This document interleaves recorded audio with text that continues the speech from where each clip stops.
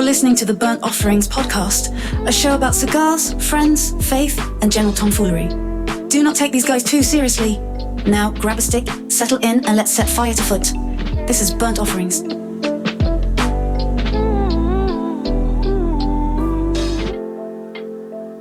Hey, welcome back to another episode of Burnt Offerings. It's Patrick in the garage tonight, alongside the full complement. Yay! Jason is back in the empty seat tonight. Good to have you back, friend. Good to be back. Hey, Jason, welcome. Hey, Rhino. We've missed your quippy goodness. Quippy lippy. We mentioned it in the last episode. We also missed Jason's ability to feel, touching earth, experiencing the cigars. It was greatly lacking. Every time you're not on the show, Jason, we're completely lacking any ungrounded experience with the cigar. Yes. We forget what dirt is when you're not here. Who can tell me what stick we're smoking tonight? Steven, could you inform us? Yeah, we have a Black Swan. We know of currently, I think we know that there's 3. The one we currently smoke tonight is the Rocky Patel Black Swan. Cigar Page is where it's kind of an exclusive. Oliva is one, and what was the other one? EP Carrillo. So that we know those 3, but they're all called Black Swan. They have the same label, but they have a slightly twist on it in that they have the maker's logo as well. Okay. So this has a RP at the top above the Black Swan logo. So this is Rocky Patel's version of the Black Swan. The Black Swan, yes. Not Oliva's, not EP Carrillo. Correct. And we hope that we'll do this at least times 3, right? Yeah. I think we got to see this through, right? We got to smoke all that are available in this series here. If we have to finish what we start, I think that's fine with me. Okay. I'm in. All right, Jason. I'm just thinking of, what are you looking at, Swan? Stop talking to me, Swan. Yeah, so that's the only thing that went through my head. Let's do this. Let's get some kind of initial impressions, and we can dive into more about the Black Swan series and collaboration with Cigar Page and all that fun stuff as we're going. But medium color on the wrapper. Yeah. And we'll dive into that here and why that is here in a second. Nicely wrapped. Yeah, very nice Little construction. veiny. Triple cap. It smells delicious. This is an inviting smoke. It feels good in the hand. It has a nice pre-lit aroma to it. That it does. Some cedary notes that I'm getting off the foot when I'm, testing the aroma off the foot specifically. Some cedar notes. Smells good. Anyone else? Yeah. Yeah, I've got a little bit of a floral element kind of as I run across there. Worth noting, it's a 6x52 Toro that we're smoking tonight. Here's your box score stats, if you will. Origin is Honduras. We'll talk about that here in a second, a little bit deeper. What shop it comes out of, but it's a filler of Honduran and Nicaraguan with a Honduran binder and a Corojo wrapper that we will definitely talk about some more because there's some fun adventure on the wrapper tonight as well. I love a Corojo wrapper. Might be my favorite. Might just be my favorite, at least right now. So this is exciting. What do you say, guys? You ready to cut and then dive into it here a little bit? Cheers to another good smoke here, boys. I cold drawed and got those floral notes you were sensing, Patrick. Yeah. Inviting. Yeah. That's real nice. Very different. Real nice. Pleasant, right? I'll be honest, when you said floral notes, I got a little concerned. But you picked it up, right? I not as much in the sniff test, if you will, but in the cold draw certainly, and I don't mind it. I'm gonna light, but sometimes those go away. Yeah. So, all right, here we go. Man, I love the very first draw of a brand new cigar you've never smoked before. This one is, there is a lot going on here. Yeah. A lot of good flavors, some spice. Yes. Delicious. It's savory. Is that the right word? I feel like this is a savory cigar right now. I will receive that. I would agree. It is savory. There's a lot going on there. But it's an interesting...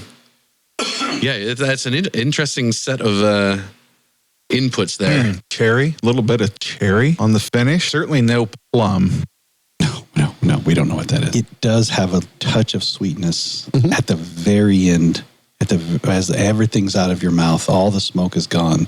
There's a touch of that cherries, that sweetness. Subtle. It's not overwhelming. It's not like an infused cigar sweetness, but it's definitely there. Unlike many times when we smoke, I actually want to give you the suggested flavor evolution that they advertise on this stick because I want us to see if we can pick it out as we go. Okay. I don't believe in evolution. Can you give me the flavor creation story? Absolutely. Thank you. I need the 7-step flavor profile development. And it will not be older than 6,000 years old. Yes. Would you like it in poetry form to be true to the... And I would like for you to make my cigar flat, not round. Yeah, perfect. Thank you.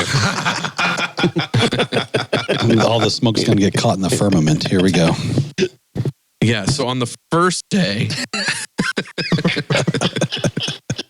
Oh my gosh. So flavor evolution, it's that the manufacturer says starts with red pepper and cedar. Check. And will evolve to cocoa, nut, vanilla, and fruit. Wow. That's a journey if it does that, right? I get the vanilla.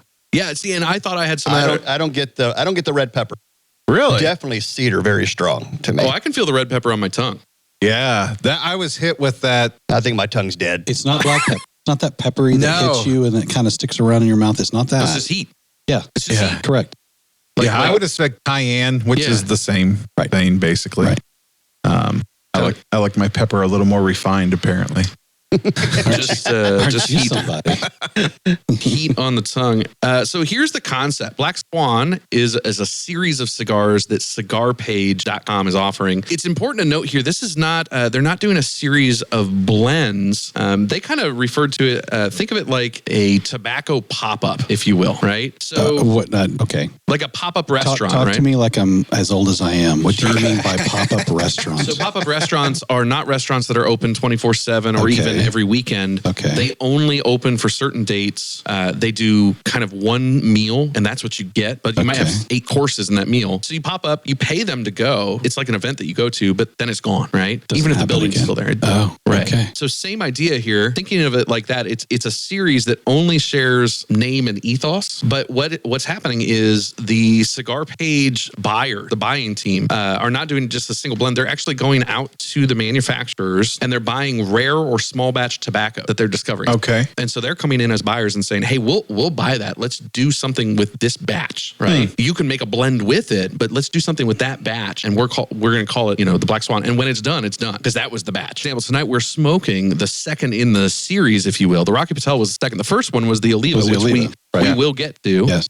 And that one came out in 2023. Used a Connecticut broadleaf wrapper. We'll talk about that one on that show. Yeah, so I guess some of the question tonight is really interesting thing, right? So Black Swan as a label is now a thing, right? We've got 3 varieties out in the wild. There's plenty rumored to be coming, but it's not a brand. The Cigar Page is not trying to build a brand. It could be anybody's product and any roller or any combo of those things. And at some point, they won't ever have these again because they can't go back to Rocky or whoever it is that they got this tobacco from. One, right? Yeah. They could keep making Black Swan from other people. Yeah. But this one is gone when the run is gone. Right.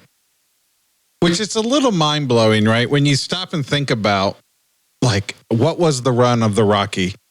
400,000, 100,000, 10,000, like, what's the number? So what's small batch? Yeah, I would venture to guess the number's huge in my mind, and then to go, but that's small batch, rare, boutique. It's going to be around for a few years, and then it's gone. Yeah, compared to what they actually normally would sell. Right. It's just mind blowing. I want to see that warehouse. Yeah. Well, let's take some impressions here. We're into it a little bit.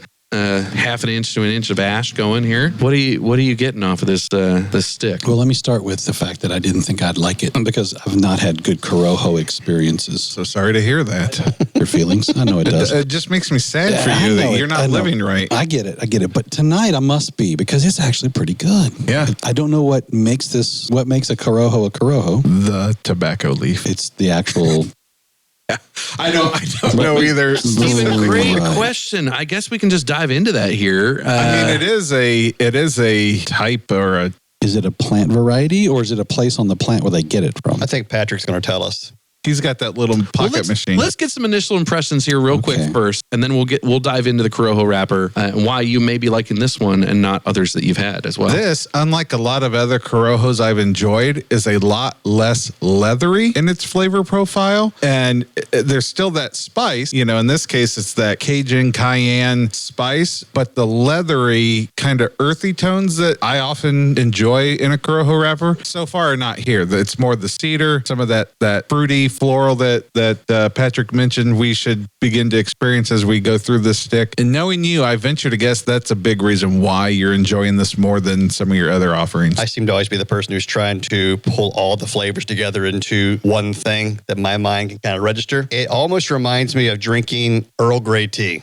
I've never done that. So Earl Grey tea has a little bit of spice to it, but it kind of brings all those flavors together for me. So like just a more of a spiced dark black tea almost. I'm definitely getting a lot of tea flavor on this when I'm smoking it. Yeah, that's I think that's a really good description based on like that tea, because it's not truly floral. It's floral in the way that tea can smell. Yeah, that's good. Stephen, your question about the Corojo wrapper, which this one's interesting, guys. I'm gonna botch what it is Because you can't read Spanish? probably. Yeah, You just called it a Corojo. The Cujo wrapper has a lot of bite, a lot of bark, A lot of real hairy. It's a hand-selected Rocky Patel Honduran Corojo wrapper from Jamastran. The real question here is... Can you spell that, please? Sure, that's Jama. Yama. Jamastran. Could you use it in a sentence, I please? can't. It's the name of the town. I went to Jamastran. I feel like we're at the spelling bee. Okay, so whether it's Cousin lives in Jamastran. or Jama, it doesn't really matter. This is from Honduras's. Now you got me in my head. This is from pastrami. This is from the Honduras Jamastran or Yamastan Valley. It doesn't matter. Afghanistan. Nope, that's not where it is. It's known for its distinctively spicy, earthy character, especially compared to other Corojo from regions like Nicaragua or Ecuador. It shares a similar microclimate to Cuba's famed Violeta Abuejo, where the original Corojo seed was cultivated. But the Honduran soil and different altitude give it a drier finish and a more concentrated red pepper, cedar, and leather note. It's bolder, and none of us have tried this yet, but apparently on the retrohale, you will get red pepper all up in your business. Oh boy. Oh, well, who's going to burn their nostrils like first? real red pepper? Like there's actual red pepper in this? Yeah, it only comes out when you blow it out your nose. Oh, God. Stephen and Ryan, to your thoughts too, Corojo is apparently very finicky to grow. So it's often not used in big lot production lines because it's so difficult to grow. So it's a riskier wrapper to have for a manufacturer. I knew I felt a little reckless smoking it. Yeah, you do. Feeling reckless. So the pepper for me, the spice for me, is now sitting in the kind of the back of my throat, kind of down below behind my tongue, and it's just sitting there now. And I bet it doesn't go away for a while if this thing stays spicy like you just described. So my retrohale felt like somebody took a cedar stick and hit the back of my nose. Yeah. Like the cedar would just come flying out. It's a delightful smoke. It is. Like all that stuff we're talking about, it's a very smooth smoke, not bitey in the least. Again, early on, does not feel to be very strong. Did you see anything on the strength scale? Is this a medium, full? Yeah, I think I said medium. Medium to full is what it's described as. Feels very approachable from that standpoint. Yeah. Certainly for a younger or newer cigar smoker, this flavor profile might be a little intimidating at first. It would be unique if you're jumping from something regular to this. This is different. We've all smoked Rocky Patel, right? Some of us more than others, but do you think on a series like this, especially, is it the leaf? Is it the blend? Is it the blender? Like, does this still taste like a Rocky Patel cigar? You get what I'm saying? Yes, I do. And I'm curious to see that through the rest of the series as well. Especially with the Oliva, like we all kind of know what we're going to get with an Oliva, and that's always a good stick, like no doubt about it. But they kind of have a pocket that they sit in, and I just wonder, like, will we still have that feeling like, yeah, this is an Oliva, no doubt, or are we getting such unique blends here that it's the blender, the kind of the customer facing distributor that's bringing something different to the table here? Well, this is my whole point of it. I don't know which conversation we had. My question was, well, there's only so many tobacco plants and only so many types and only so many pieces of ground you can grow it. And at some point, it is not an inexhaustible source. So it's both, right? The plant and where did it come from? But then if I'm the blender and I'm a master at it, and I know what happens when I take this kind of leaf from this ground, put it with this kind of leaf from this ground, what it's going to do if you're a master at it. Yeah. Yeah. Are you asking if you took this exact same tobacco and gave it to Don Pepin Garcia, are we going to have this same stick or are we going to have a different stick? Yeah, if he had the same inputs available to him, would he come out with the same stick? Or is he bringing something either as the brand, as the roller, as the blender that just would be different, that you'd be able to taste and pick up on, where you could say, man, like I'd prefer what Don Pepin does with this than Rocky Patel. And I don't know if I'm experienced enough as a cigar smoker, because even when you make the comment that an Oliva is an Oliva, my mind doesn't, I don't have a clear category to go that all Olivas are like this. I wonder when, like Luciana, they're going to try to do a stick. So you're going to see a Connecticut, and they're going to try to do it in a way that you'll be like, whoa, that's a Connecticut, but that's very different. Yeah. So they have a style or an edge to them that I know that I'm going to pick up with that brand. And I think with a Rocky, sometimes I wonder if it's even less about the blend or anything. It's just they're known for be high quality. So I know that whatever I can get with Rocky, I can trust what I'm going to get with them. I feel a little bit with Rocky. He is who I first came to. I've shared on some past episodes, early days of cigar smoking, I had a dealer. I had that friend that would give me, random sticks, and I didn't know what they were, but they were good. But when I went out to buy my first cigar from a brick and mortar shop, I bought a Rocky Patel Edge, and I didn't know it. The manager picked it out for me. I didn't know much about it, but I quickly learned while smoking that cigar, well, this Rocky Patel company is somebody I like because this was a good cigar. Mm-hmm. And they've got a few other things on the shelf. And so I went down, for the first couple of years, I was heavy Rocky Patel. I feel like in the last 15 years, he has expanded his offerings, his different lines, 5 or 6, 7-fold even, to where, I'm still seeing Rockies like I've never seen that one before. Mm-hmm. They're all quality. They're all consistent. They all smoke wildly differently in terms of flavor profile, in terms of strength. And so I almost feel like Rocky is so diverse that to pick up on, a flavor note or something, like it's hard. Looking at this looks, the band is reminiscent of Rocky Patel bands. The cigar, the construction, the quality makes me, this looks like all the other Rockies that I've picked up and held. It smokes well. So those types of things. But from a flavor profile, where with like a Don Pepin, I like him because he tends to err on the spicy side with all of his offerings. Mm-hmm. So if you would have taken the label, the wrapper off of this, I don't know that I would have been like, well, that's a Rocky Patel cigar. Certainly. Mm-hmm. I don't think I would have thought that. With this flavor I would have thought, honestly, my first guess, probably because the flavor profile is so unique, I would have said Drew Estate. Yep. Mm-hmm. Okay. Maybe I'm ahead of you guys here a little bit. I think I got you. Yeah. Okay. So Steve and I are rounding out the first third. There's a lot going on it's understated. Yeah. Yeah, because if you'd have told me I'm going to smoke something that's a Corojo and spicy, I was going to just tell you I don't want it. But did you finally get one done right? Ooh, I did. There he did it. Yeah. Wow. You can't watch Ryan when he's doing retrohales because he's got teary eyes right now too. It'll mess him up, so you just can't watch. He's having a moment. It's an experience. You were not kidding. Did the cedar smack you in the face? Yeah. I mean, the spice followed by a wall of cedar, Spanish cedar. Yeah. Wow. Delicious. Yeah. Yeah. Really good. But for me, the pepper is starting to drift. Mm-hmm. Just a little bit. It's not quite so in the back of my throat anymore. Oh, retrohale again. It'll. If you want it to be hot, all these conversations ever want me to do is to go find whoever is the master blender. I know a roller is a master, but I want to know the guy who knows how to tell you what that, and that are going to taste like. Yeah. Because they just know what happens when you pick the leaf from this country on this part of the plant.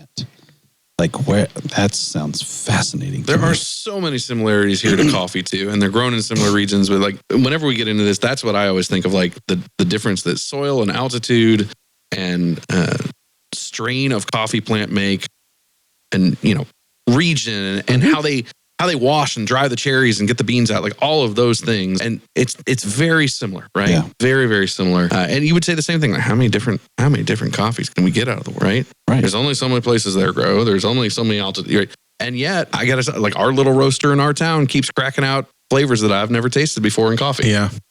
Very similar. Any new flavors pop up for you guys in the first third? We got cedar. We've got some red pepper. Steven's rounding the corner. I'd say he's halfway through at this point. Yeah. So you've rounded the corner and gotten your pepper has moved on your tongue. It has. It's come out of the back of my throat now to the front of my mouth. Anything with the sweetness, Steven? It really only was at the beginning. Yeah.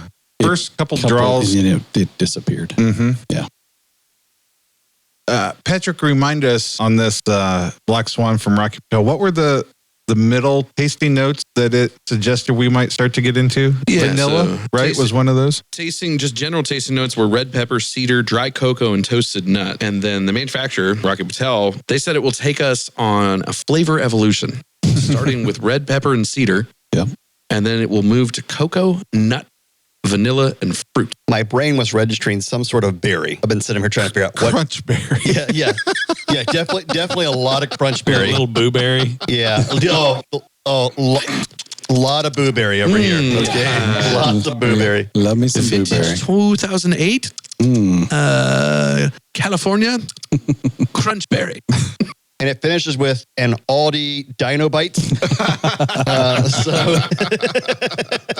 Oh, jeez. Almost like a raspberry or a blackberry is what I was kind of picking up on a little bit. Construction, solid, has stayed great. This thing has burnt very evenly all throughout. Yes. Good amount of smoke, which, I've had some cigars that are a little wispy. I just love it when a cigar puts out a large volume of smoke. I don't know. It just feels like you're doing something.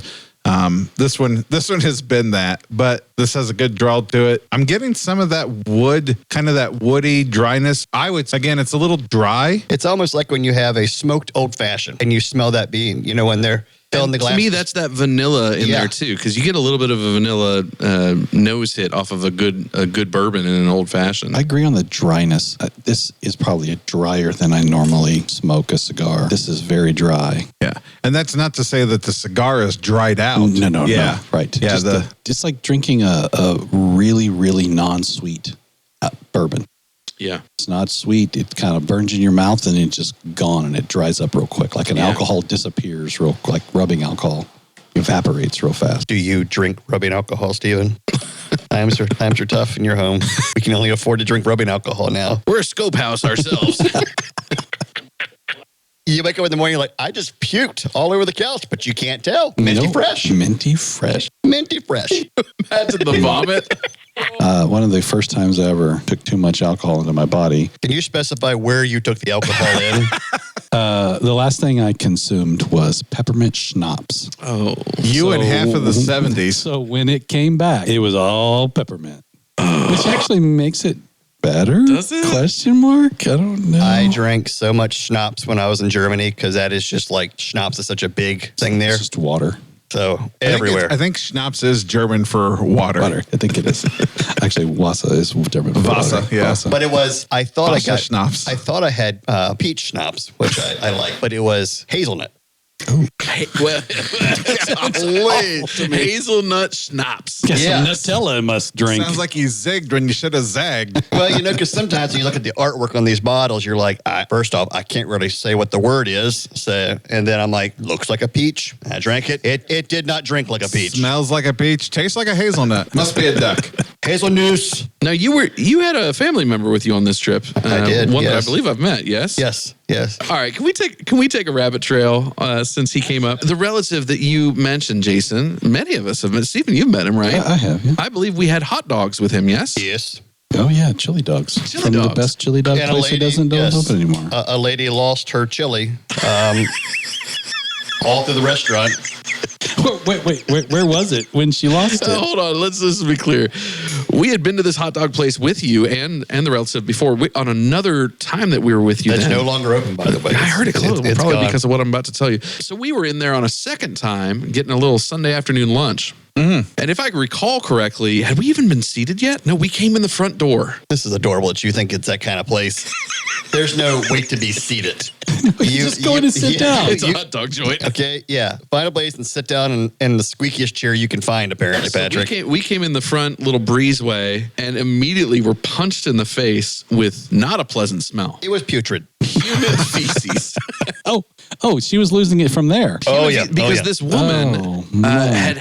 she was an elderly woman, and this is a little bit sad, but she had lost control of her bowels and she had diarrheaed Oh, on the way to the bathroom. gosh. My Right? So she's at a chili dog place and she had diarrhea. And the big welcome mat with the logo on it had brown spots leading to the bathroom. We walk into the joint. It's like, what happened in this place? Oh, no. But in all fairness, folks, you need to know now, this is the circular life of chili.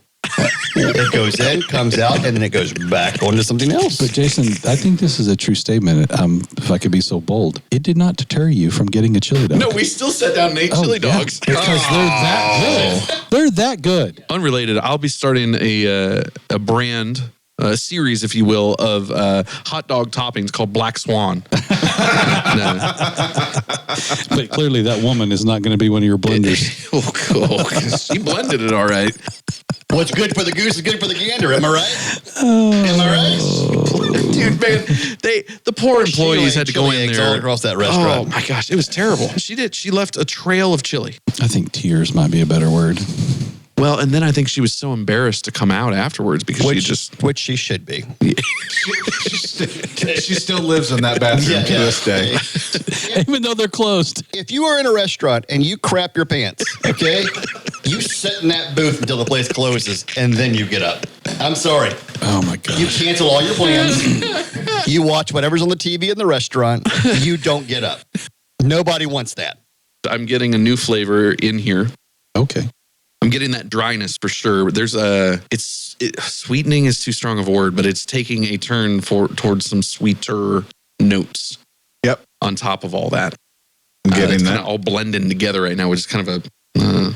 all three of you have officially rounded the corner into the final third. Steven is nubbing it up over here. I've rolled pretty quick. I'm finishing the middle third right now. I've refreshed and got blackberry vanilla strong on the refresh. Yep. Spice is gone. Yep. Fruit is pronounced. That undertone of vanilla is there. Yep.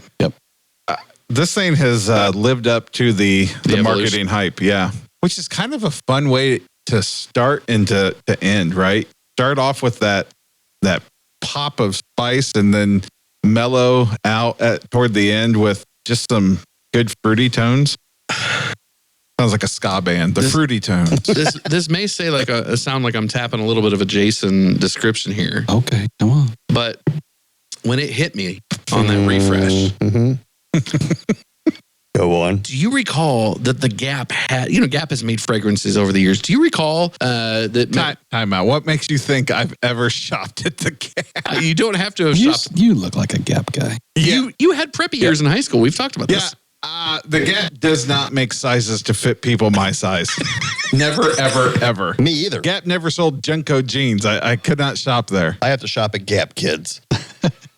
Short King. Yeah. Okay. First off, I wasn't inviting you to go into an insult to somebody. I was asking you to finish that story about, have you ever been to Gap? Do you recall that in the late 90s, early 2000s, Clearly we do not. Gap had, I haven't gotten to the thing that you need to recall yet. Gap's had a fragrance that smelled like fresh cut grass. That's all it was. It just smelled like fresh cut grass. This just sounds like a Seinfeld episode. Gosh, that was a freaking big lead up for no payoff. It didn't need to be that long of a lead up. I kept getting interrupted. I do not recall the grass scent from Gap. I'm curious what the sales look like for that. Probably abysmal because they don't carry it any longer. But I had a 7th grade girlfriend that did wear the grass scent, and I thought she smelled like my summers. What's the appeal, though? I don't know. Like what? You go into Gap, you go, oh my gosh, that grass? So seriously, my theory on it was this. You know what? When I think of grass, I think I cut it, and if I sit in it, I break out in a rash. Great. That's what I think about with grass. I think it was... Same thing happens to me when I walk into the Gap.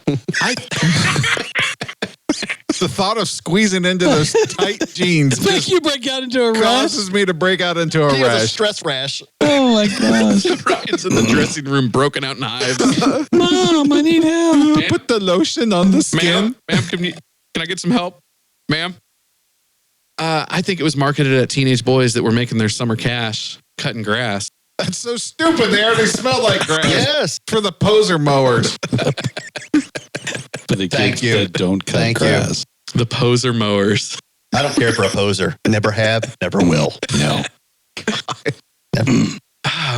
Folks, you can get your new Poser Mower t-shirt in the online store, burntofferings.com/poser.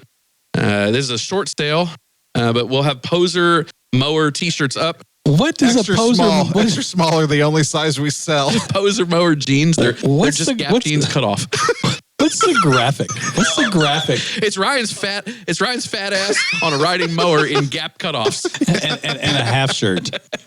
All right. So for those of you guys coming around on the final third there, give us some thoughts then on what you're wrapping up on.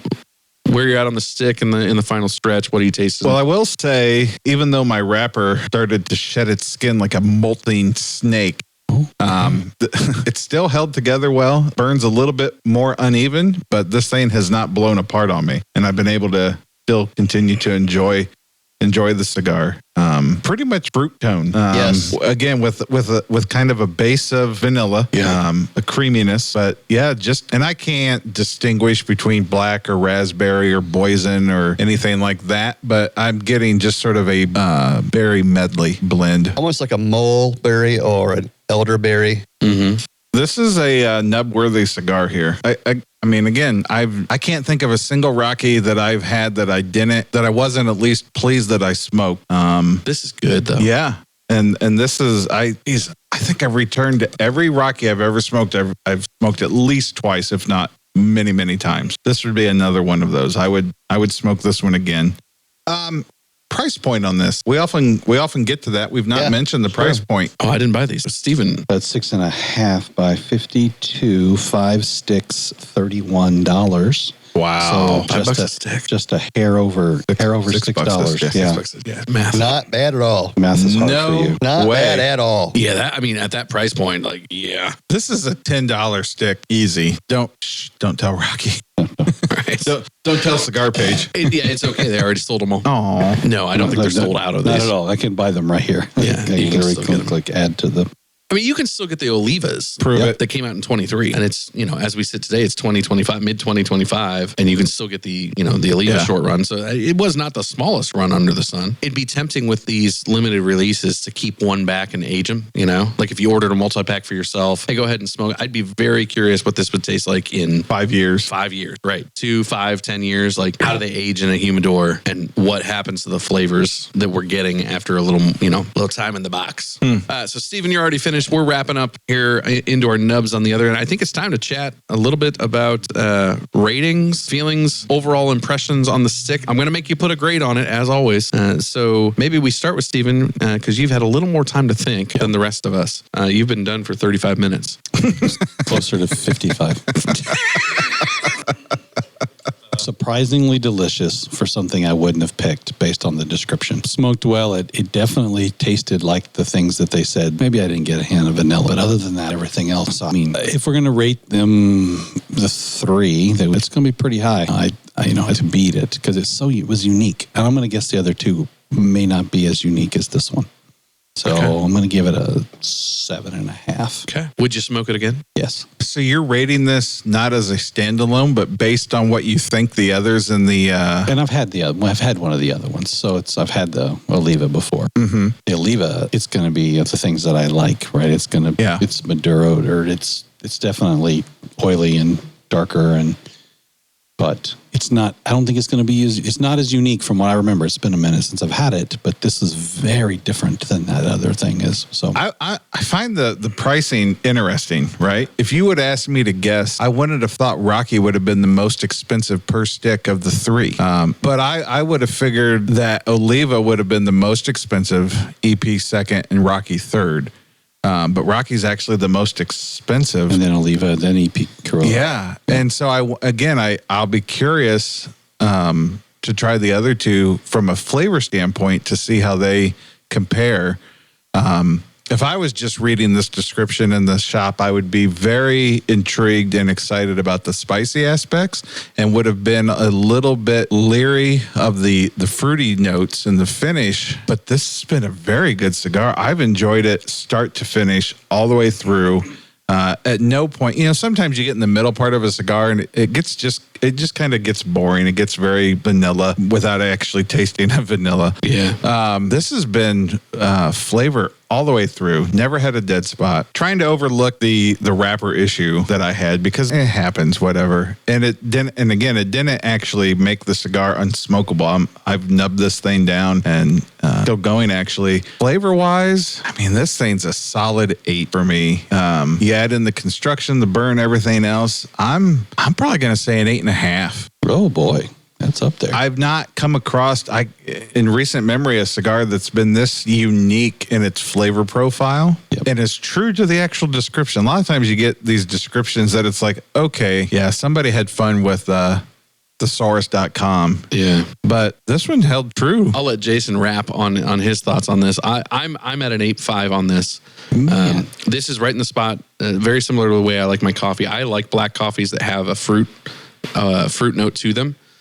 It's not that I don't appreciate other roasts of coffee that kind of have that more chocolatey or toasted or all the other notes that you can get from coffee, but I love it when you get like an Ethiopian coffee and you get kind of that fruit and floral in there along with that still strong coffee taste. This is the same way for me. This was really enjoyable. I liked the fruit and the creaminess that came into it. It's been interesting. I keep getting hits off my nose of the smoke that smells new. Like, oh, what is that? It's making me chase a little bit, and I really enjoy that when the cigar is kind of pulling me in and making me think, like, what am I tasting in this? I definitely smoke again. I'm an 8.5 for sure. Bring us home, Jason. Yeah, when you're the fourth person to go, it's like, okay, you all have said everything that I would have said. And yet you still give it a 4.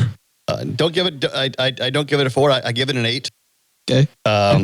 And it's of the cigars that we have tried so far, it's definitely not the best one that I've smoked of all of them. So, but I'm not where Steven is. I'm not that pessimistic about it.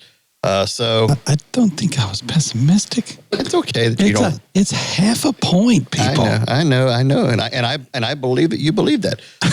So What was we smoked a stick on the show that you really did like quite a bit? the EP Carrillo. Okay, the second one that we Which smoked. one? Not the pledge.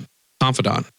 The Allegiant? Was it the Allegiant? Allegiant, that's what it was. Yes. Yep. Yeah. So I love that one there. But the reason I give it that extra half point over Steven is it was that cedar vanilla flavor was just consistent throughout the entire cigar. And so I know we've talked a lot about, hey, I got to the last third of the cigar and it was like a different flavor profile altogether. That's nice. I tend not to like that too much.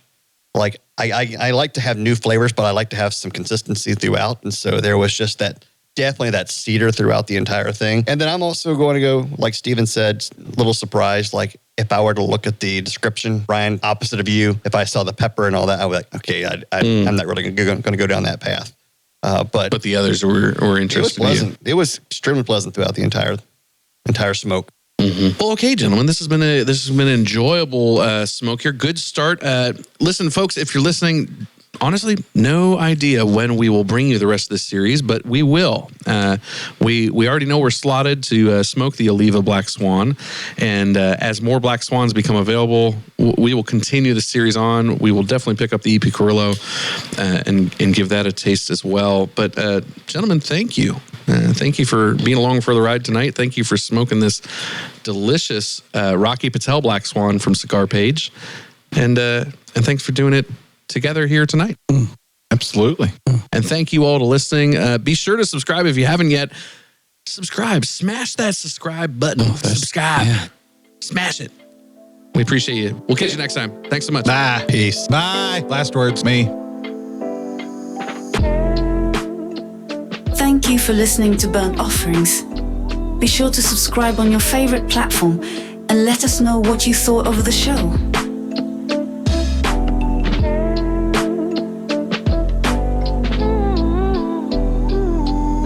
Not the chair.